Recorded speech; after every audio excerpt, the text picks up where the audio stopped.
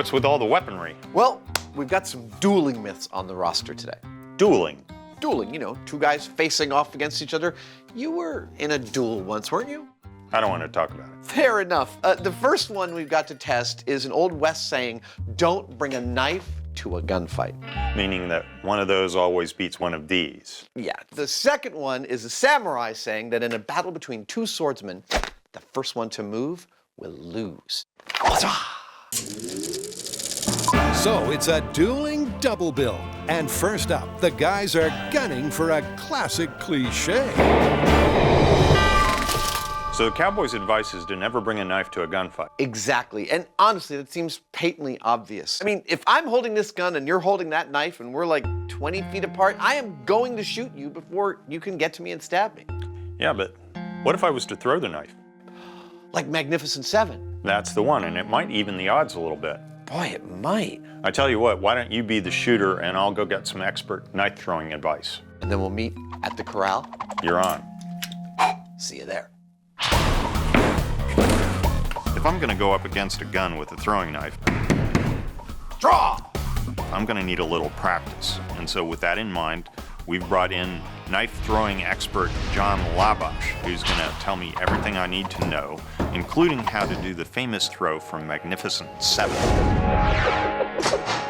So John, let's have a look at the overhand throw. What's the trick? Your basic grip is you take your pinky, put it on the radius of the handle, hold the handle like you would a hammer. Okay, got it. And then what? Your stance is sideways to the target. Bring the knife back over your head, go forward, and when you get to here, let the knife slide out of your hand. John makes it sound so easy. And with 10 years of knife throwing experience, it is. But for a don't try this at home novice, Thumb on the side, pinky on the radius. there's no ka-ching to the spin. But Jamie tries, and tries again until, Look at that. despite hitting the bullseye, Not bad. it's not all good news. Because this overhand throw is too slow to beat a gunslinger. The Magnificent Seven here went under the knife. And this lower blow is a much tougher throw. So let's cut to our shooter. It's knife versus gun, and I'm the one holding the gun against Jamie's throwing knife. Now, we couldn't find an Old West gun that shoots paintballs, so we went with a more modern version, this one here. But I'm still going to wear an Old West style holster for it. They don't make those, so I'm gonna make one. Firing real bullets at Jamie is too dangerous, even for the MythBusters. Soaking the leather makes it nice and pliable. So a paintball pistol, complete with freshly fabricated holster, Yeah. will be their weapon of choice.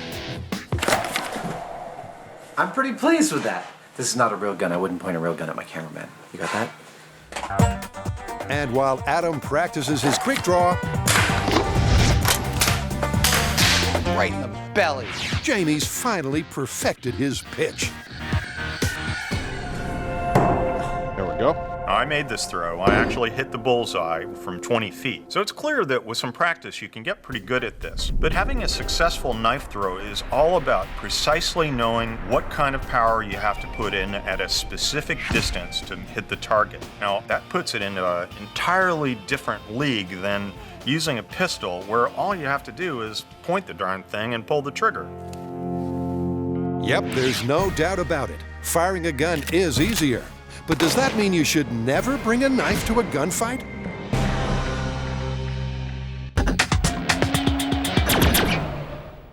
Make it fast, Slippery. This is your last draw. It's a classic cowboy conundrum. But should you really never bring a knife to a gunfight? What a great space.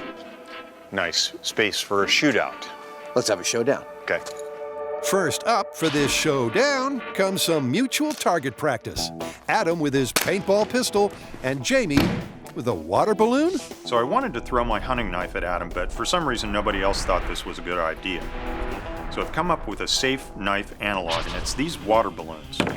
They're filled up such that they've got the same mass as the knife, and if I throw them at the same speed, they're basically identical, except that they're non-lethal. Feeling ready? Ready as I'll ever be. Let's do it. But first comes the obligatory pastiche. Featuring a pair of Western wannabes known as the Less Than Magnificent Two.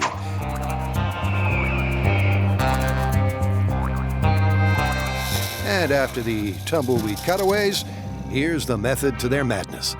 So here's our experimental setup for replicating the knife versus gun showdown from the Magnificent Seven. Jamie is the knife. I am the gun. We stand 16 feet apart, and our signal to move is when Mike fires the starter pistol. Now, the minute I hear that bang, I've got to get to Adam with my knife substitute before he gets to me with his pistol. I'm ready. Let's do it.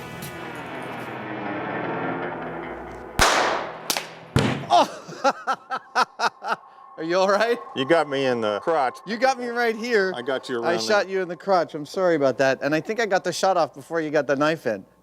However, it still means I'm dead. Yeah, and I'd be very unhappy. This is a very interesting result. I got my shot off long before the knife got to me, but the knife still got to me. So the fact is that Jamie got his groin shot off, and I have a knife in my chest. In that one, I'd say knife wins. But we're gonna run this a few more times just to make sure. So cue test 2. That was it. You hit me, and I got you. Nice! Good. We've only had a couple of tries at this, and we're already getting some really interesting data. You can see on the high-speed camera that my knife is halfway to Adam before he's pulled the trigger of his gun, which means that unless he dodges, he's gonna die from the knife. So for test 3, the plan is exactly that. Can Adam shoot straight, then dodge the knife? You dodged my knife. Did I get hit? I missed you. Well, in a word, no. While he did duck, doing so meant his aim was lame. And Jamie survives as well. Let's do it again. In test 4, Adam is accurate, but this time gets hit himself. You nicked my shoulder. But in test 5, it all comes together in slow motion. Mike fires the gun. Jamie launches the knife. Adam shoots Jamie square in the chest before he then ducks from death.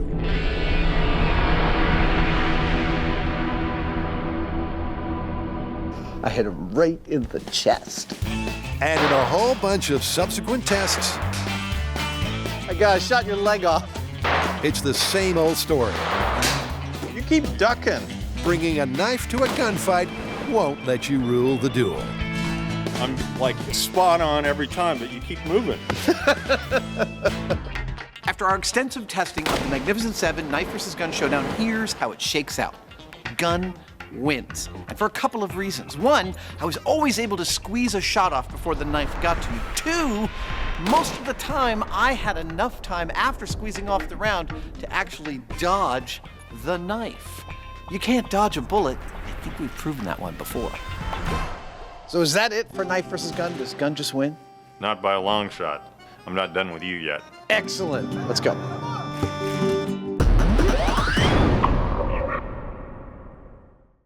Salute your opponent. Engage. In Duel Dilemma, Adam and Jamie are about to see who lives by the sword and who dies by it. He'll be all right. It's only a flesh wound. Next is the world of kendo or samurai. He who moves first loses. So reaction is faster than action. Right. Perhaps adrenaline helps your brain react to something faster than you could actually initiate it in the first place. Well, it looks like we need to get some kendo training. Let's do it. Now, it should be noted here, neither Jamie nor I are experienced swordsmen, so we've brought in an expert. Mr. David Nakanishi is a 4th Dan Kendo practitioner, and he is going to instruct us in the basics enough to properly conduct this test without, hurting each other. But it's not just training that should prevent potential injury. This is our kendo armor. We have a shirt, a divided skirt, gloves, torso protection, waist protection, last but not least, the helmet. This is what I'm going to be wearing, and Adam will be doing the same. And once kitted up, the kendo class begins. Full steam ahead. You want to swing all the way over your head and come down, all right? Ow. And after 3 hours of being hit, Wow, that hurt. again, and again, This isn't very pleasant. the guys have apparently mastered the basics.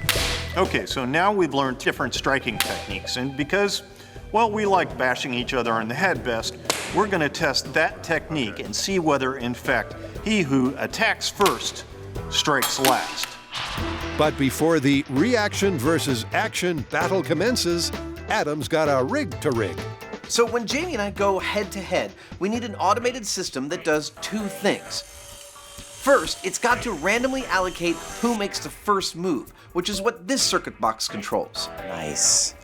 And second, it's got to determine who wins. For that, I've coated our helmets and our swords with a conductive mesh so that when you get hit, your helmet lights up. If this works, then my sword should light up Jamie's helmet. It does! And Jamie's sword should light up my helmet. It does! We are totally ready. Well, in that case, it's back to the dojo, which has had a makeover for both aesthetics and science. Our setup here is pretty straightforward. Who attacks first will be determined by a little signal light. There's one over Jamie's shoulder that only I can see, and the same over my shoulder for him. If I see my signal light go on, I take a deep breath, and sometime between 5 and 10 seconds later, I attack. If I hit Jamie correctly, his lights go on. If he hits me correctly, so do mine. The high-speed camera tells us who got there first. We should make due note here that this isn't about wailing away at each other until somebody gives. This is one strike at a time, and we're recording the results. All right, Mr. Hyneman, are you ready? I'm ready. Here we go. Begin test one. On cue, the randomizer selects that it's Adam who has to move first. But who won? So check this first shot out. Classic Jamie, you give him a contest and he only pays attention to the ultimate parameter of the contest, which is I've got to light up the lights on Adam's head. You can see I'm actually going for a full hit and Jamie's just reaching out and poking with his stick. And what that means is test one's tie is invalid. For test two, Ready? where the randomizer again selects Adam, it's go big or go home. Ow! Like getting hit with a 2x4. Yeah, it doesn't feel good. This time, with two sizable swings, Adam's the clear winner, which is not good news for the myth. For test three, Jamie selected to lead. And like test two, he who moved first actually won. Oh. But the guys aren't giving up on this myth without a fight, as they break through the pain barrier in 20 separate bouts.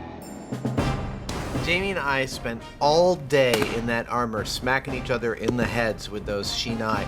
And you should note a couple of things as we're going. One, you can see clearly that we get faster as we go, which means that it doesn't hurt less, it actually hurts more as we progress. And secondly, the shinai that we're using, they're wrapped in screen. They're about half a pound heavier each, which means we're taking more force on our head than the armor's been designed for, and both of us could feel it the next day. Oh, sorry, Jamie. Yeah, I didn't know when I signed up for this job that it required impacts to the head. I've got a headache. So do I. Let's go crunch our data and nurse our wounds. Back at the shop, with medication taken, First mover, first hit. That was you. the guys review all 20 high speeds. That was a tie. And a pattern emerges fast. Well, Jamie and I have reviewed many high-speed shots of us whacking each other in the head, and it would seem that our injuries are not for naught because the results are pretty consistent. We could not find a single case where the second person to move achieved the first hit. And keep in mind, this is not about skill at kendo. We broke this down to simple reaction time, and the first mover always won in our testing. That's pretty definitive. So definitive that this myth is busted. In Duel Dilemma, it's MythBusters 2, Fight Fable 0. I hit him right in the chest. Or is it? Something's been bugging me about the don't bring a knife to a gunfight test we've done. What's that? Well, we tested it in a quick draw scenario where both parties know exactly what's about to happen. Suppose it wasn't a quick draw scenario. If I was running for you, I could cover a heck of a lot of ground by the time you got that gun out and fired. Exactly what I'm thinking. So you're the shooter again, and I'm just running straight at you? Actually, you're gonna start by running away from me. How do you figure?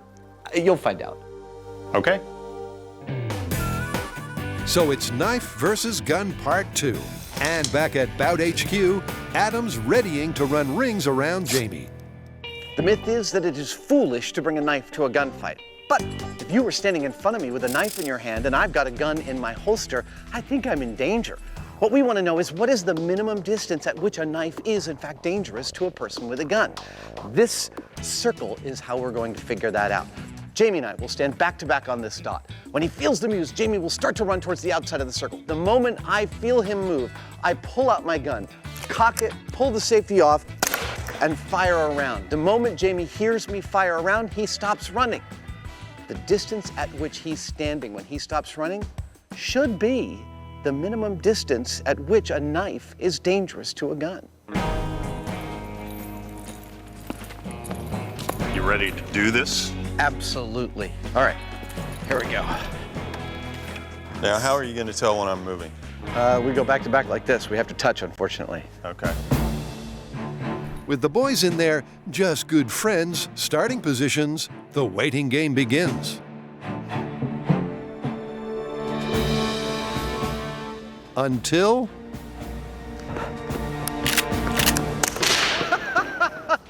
I was a little slow on that one.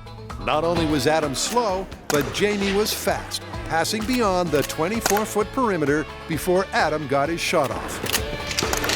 What's surprising to me about this is that Adam only has to move the mass of his arms a couple of feet to do his job. Now, granted, he's got to do a couple of delicate movements in that process to complete it, but I, on the other hand, have to get my entire body mass moving really quickly, and I'm covering almost 30 feet in the best case scenario, which I just never would have expected that I could do. Working under the assumption that Adam will get faster, but Jamie won't, the guys run the gauntlet 4 more times. And the average result is that Jamie makes it to an impressive 24 feet. So what does that mean for the myth? Now, I am totally blown away by what this test suggests, which is that bringing a knife to a gunfight might actually be the smart move if the distance separating the knife wielder from the gunslinger is 24 feet or less, which is a heck of a lot more distance than I ever thought it would be. Now, of course, we don't know this for sure until we reverse engineer it and have Jamie run at me from that distance. We'll see who gets the first kill. And to do just that, Adam adds a foam knife to his samurai switch box, so it'll make for some safe stabbing. Here's how this goes. I wear the hat. I wear the shirt.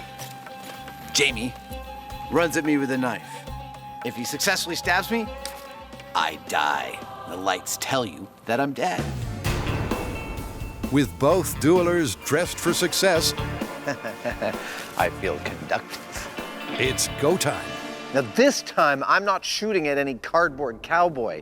I'm staring right at the face of death because Hyneman is running straight towards me.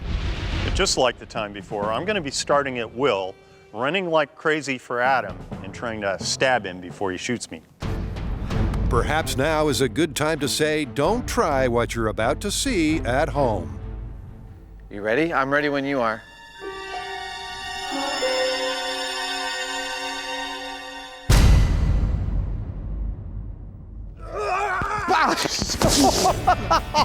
Are you okay? It had to happen sooner or later. It's a spectacular result, if a little unexpected. Less true grit, more blazing saddles. And unfortunately for Jamie, the high speed caught every last frame.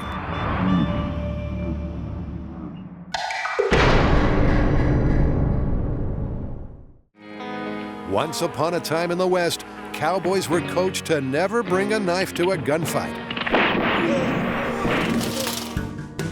And after test 1, that seems like good advice. I'm ready when you are. But with Jamie reset at the 24-foot mark, it's kill or be killed, take 2. I nailed you right in the chest, but man, that is terrifying. Totally terrifying. Yep, a sprinting, screaming Hyneman is what nightmares are made of. But at this distance, it was Adam who won the duel. Just barely. So Jamie shifts the start line to 20 feet. All right, my safety's on. Gun is loaded.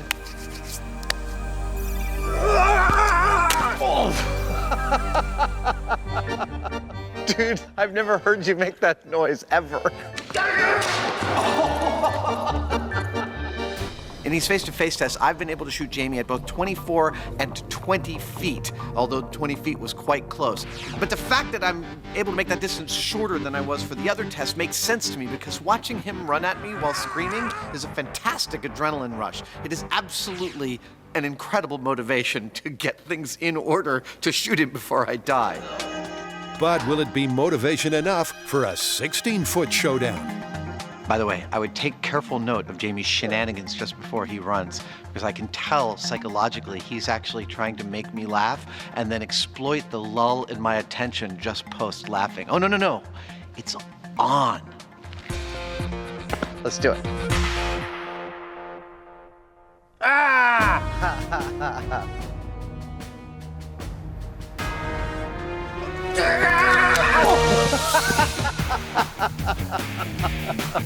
I'm dead. I touched you with the gun, but I wasn't able to fire, and you had the knife deep in my chest.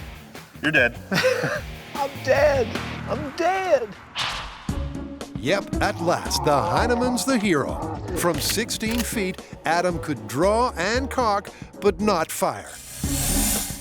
A pattern repeated on subsequent tests. I'm dead. I'm dead. It's official. I'm totally dead. So what does that mean for the myth? When you hear the phrase, "don't bring a knife to a gunfight," it implies that if you're the one holding the gun, you should feel completely relaxed in your superior firepower against your opponent's Stone Age tool. And I think we've totally busted that. Here we have demonstrated that at close quarters, a knife is a very respectable and to be feared opponent.